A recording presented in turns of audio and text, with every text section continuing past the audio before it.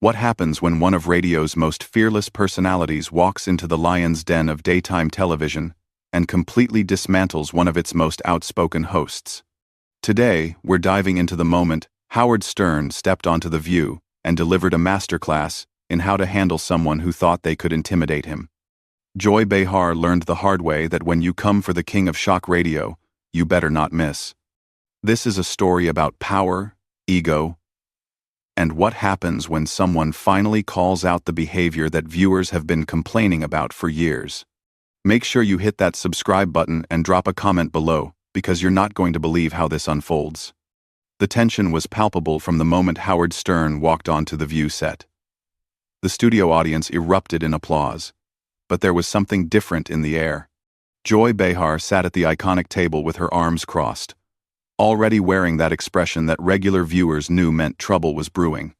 She had been vocal about her disdain for Howard's brand of entertainment for years, calling it degrading and inappropriate on multiple occasions during the show. Well, Joy said, as Howard settled into the guest chair, her voice dripping with condescension. Look who decided to grace us with his presence. Howard Stern, the man who built an empire on shocking people and pushing boundaries. Tell me, Howard, do you ever feel responsible for lowering the standards of American media? The other hosts shifted uncomfortably in their seats. Whoopi tried to interject with a more diplomatic greeting. But Joy wasn't finished. She leaned forward, her eyes locked on Howard with the kind of intensity that made it clear she wasn't interested in a friendly chat. Howard, completely unfazed, smiled that trademark grin that had gotten him through decades of controversy. You know, Joy, that's interesting coming from someone who's made a career out of interrupting her co-hosts and talking over guests. Should I be taking notes on your approach to raising standards? The audience let out a collective gasp. Joy's face immediately flushed red, and you could see her jaw clench. She wasn't used to guests who could match her energy, let alone turn it back on her. Excuse me? Joy snapped, her voice rising an octave. I've been in this business longer than you've been relevant, Howard. I don't need some shock jock telling me how to conduct myself. Relevant? Howard chuckled, leaning back in his chair with complete confidence. Joy, my show reaches millions of people every single day. When was the last time anyone under 40 actively chose to watch The View? I'm just curious about your definition of relevance. The studio fell dead silent. You could hear a pin drop as Joy's mouth opened and closed like she was trying to find words that wouldn't come. The other hosts looked like they wanted to crawl under the table. This wasn't going according to Joy's usual script, where she dominated the conversation and left guests scrambling to defend themselves. That's completely inappropriate, Joy stammered, clearly thrown off by Howard's direct approach. You can't just come on our show and insult our ratings, but you can come for my entire career and question my integrity? Howard shot back smoothly. See, this is what I find fascinating about people like you, Joy. You can dish it out all day long, but the moment someone serves it back to you with the same energy, suddenly it's inappropriate. That's not how this works. Joy turned to her co-hosts for support, but they were all avoiding eye contact. Sunny looked like she was studying her notes intensely, while Sarah was suddenly very interested in her coffee cup. Whoopi finally tried to step in. Okay, let's maybe take this down a notch and talk about Howard's new book, Whoopi suggested diplomatically. But Joy wasn't done. Her pride had been wounded, and she was doubling down. No. Whoopi, I want to address this. Howard, you've spent decades objectifying women, making crude jokes, and contributing to a culture that degrades people for entertainment. And now you're sitting here acting like you're some kind of victim because I called you out on it? Howard's expression didn't change, but there was a shift in his posture. He leaned forward slightly, his voice taking on a more serious tone. Joy, let me ask you something. How many times have you interrupted your female co-hosts mid-sentence this week alone? How many times have you dismissed their opinions or talked over them when they were trying to make a point? Because from where I'm sitting, it looks like you're describing your own behavior. The camera caught Joy's face perfectly at that moment, and the expression was priceless. Her eyes widened as if she couldn't believe someone had just said that to her on national television.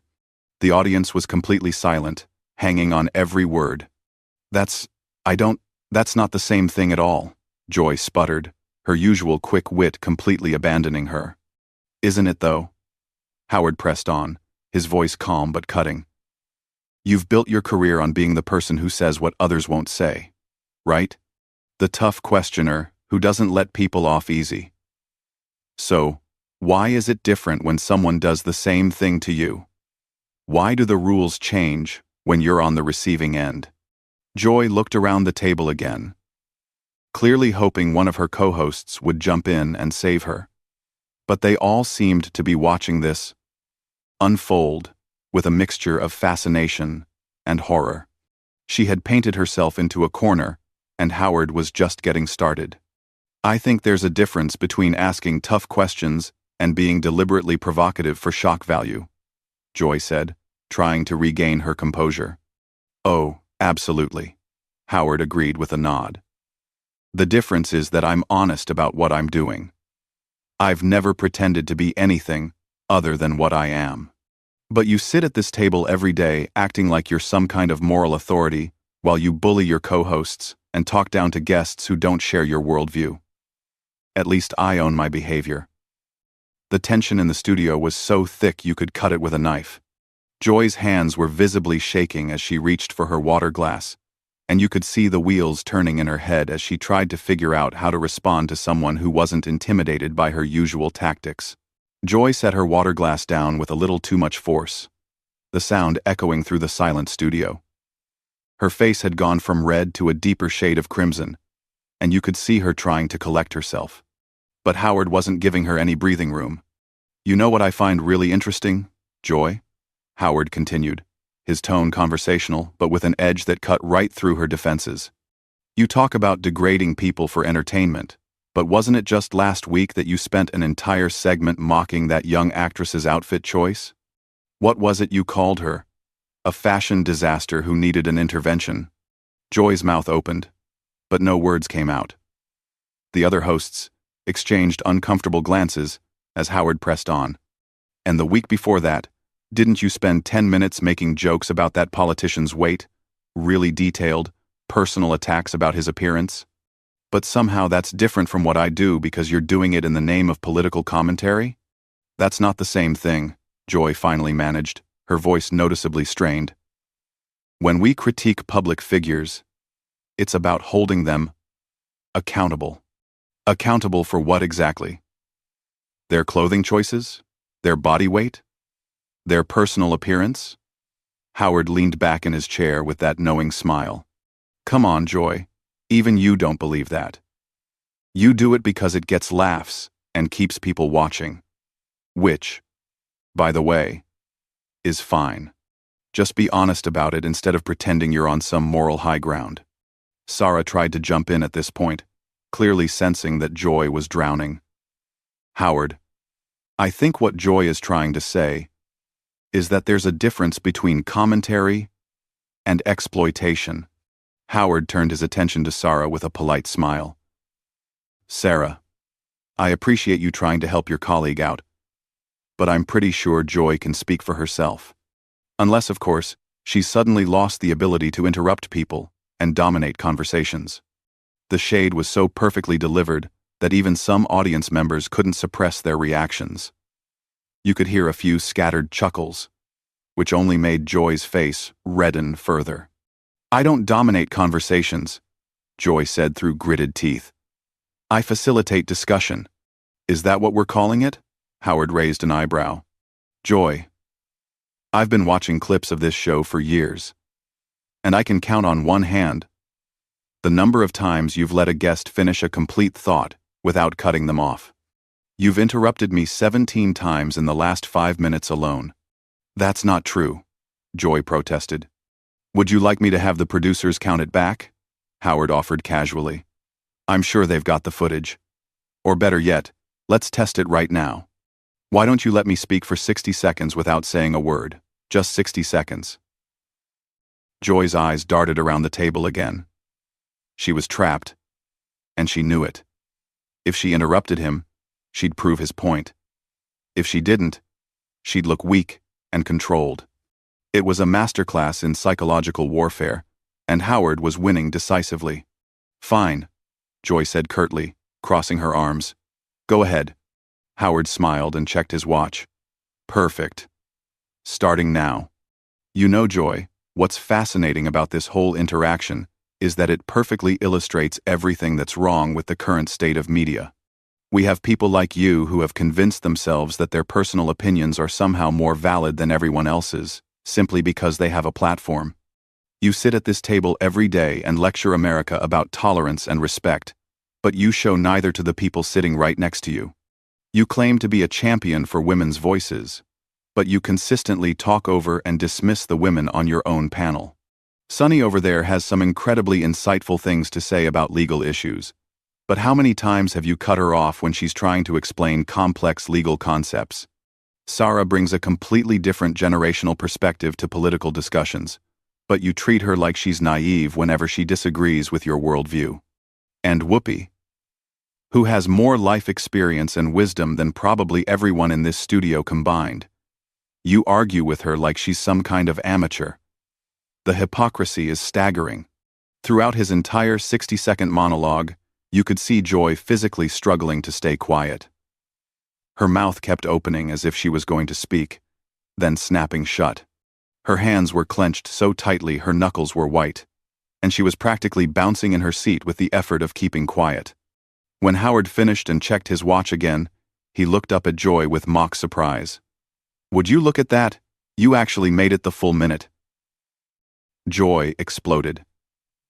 "How dare you sit there and psychoanalyze me and my relationships with my co-hosts? You don't know anything about what goes on behind the scenes or how we support each other." "You're absolutely right, Joy. I don't know what goes on behind the scenes," Howard replied smoothly. "I only know what I see on camera, which is you consistently bulldozing through conversations and treating your co-hosts like props in your one-woman show. But hey, if that's different from how you really are, off camera, maybe the problem is that you're just not very good at hiding your true personality when the cameras are rolling." The other hosts were now openly staring at this exchange like it was a car accident they couldn't look away from. Whoopi kept glancing at the producers off camera, probably hoping someone would call for a commercial break. But this was live television, at its most unpredictable. "You know what, Howard?" Joy's voice was shaking now. Whether from anger or embarrassment, it was hard to tell. "I've been doing television for decades. I've interviewed presidents, celebrities, world leaders, and I've never had anyone speak to me this way."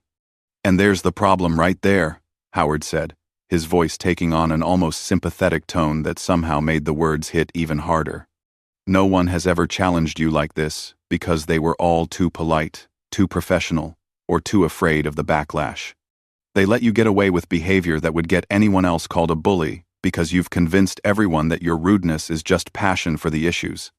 But I'm not running for office. I don't need your endorsement. And I'm not trying to get invited back to your show. So I can tell you exactly what everyone else has been thinking but was too nice to say." Joy was visibly shaking now. "This is completely unprofessional. Whoopi, are we going to let him continue attacking me on our own show?"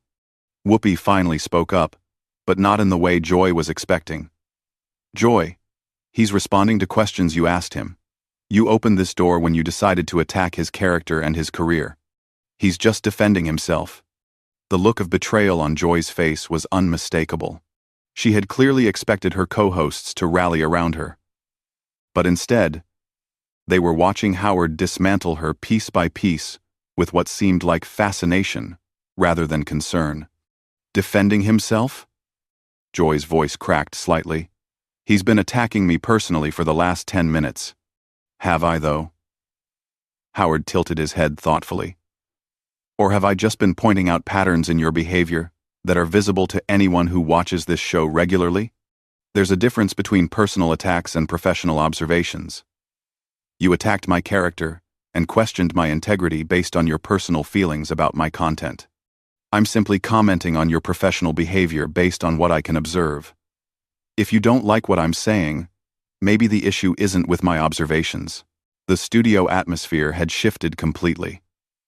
What started as Joy's attempt to embarrass Howard had turned into a masterclass in how quickly tables can turn when someone refuses to be intimidated. Joy looked around the table one more time, desperately searching for an ally, but found none.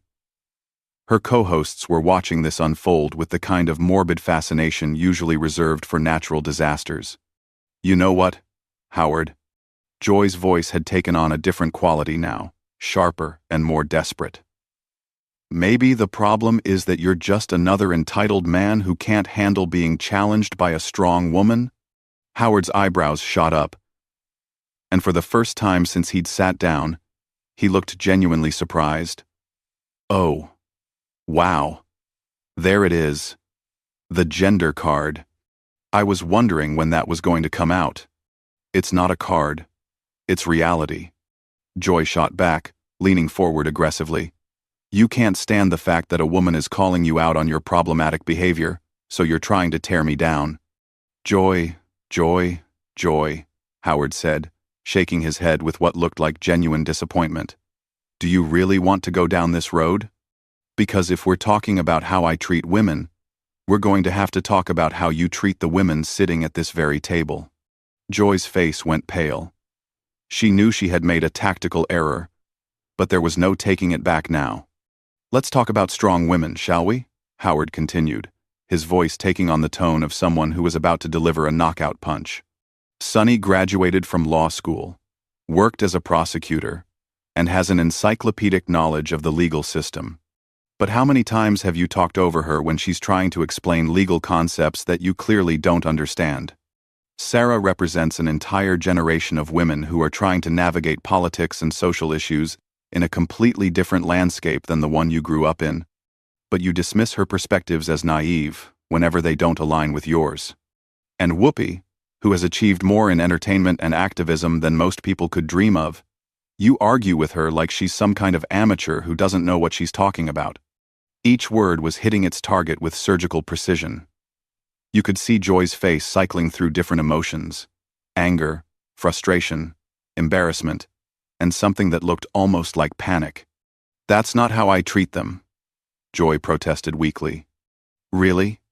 Howard turned to address the other hosts directly. Ladies, honest question. In the years you've been working with Joy, how many times has she interrupted you mid-sentence, dismissed your opinions, or talked over you when you were trying to make a point? The silence was deafening. Sunny and Sarah exchanged glances, clearly uncomfortable being put on the spot, but you could see the truth in their expressions. Whoopi looked like she was weighing whether to throw Joy a lifeline or let her drown. See, this is what I mean about you playing the gender card, Howard said, turning back to Joy. You hide behind feminism when it's convenient, but you don't actually practice what you preach. You're not supporting women's voices. You're drowning them out with your own. Joy was completely rattled now. Her usual quick comebacks had abandoned her, and she was grasping for anything that might help her regain control of the situation. This is ridiculous. I'm not going to sit here and be lectured by someone who has made millions exploiting women. And there's another deflection, Howard said calmly. Instead of addressing the specific behaviors I'm pointing out, you're trying to shift the focus back to me. But here's the thing. Joy, my audience chooses to listen to my show. Your co-hosts don't have a choice but to work with you every single day. Which one of us is really exploiting women? The question hung in the air like a bomb waiting to explode. You could see Joy processing the implications, and the realization that she had completely lost control of this interview was written all over her face. I think we should move on to another topic, Joy said finally, her voice barely above a whisper. Oh, now you want to change the subject? Howard laughed, but there was no cruelty in it. Just genuine amusement. 5 minutes ago you were ready to psychoanalyze my entire career and question my moral character. But now that someone is holding up a mirror to your own behavior, suddenly, we need to talk about something else? In 7, Joy looked to the show's producers off camera, clearly hoping someone would rescue her. But this was live television, and the ratings were probably going through the roof. No producer in their right mind would cut away from this kind of television gold. Howard. Whoopi finally intervened, but her tone wasn't defensive of Joy. I think you've made your point. Have I, though? Howard turned to Whoopi with genuine curiosity. Because it seems to me like Joy started this conversation with a very specific agenda. She wanted to embarrass me, question my integrity, and position herself as some kind of moral superior. But when someone applies the same level of scrutiny to her behavior, suddenly, it's gone too far.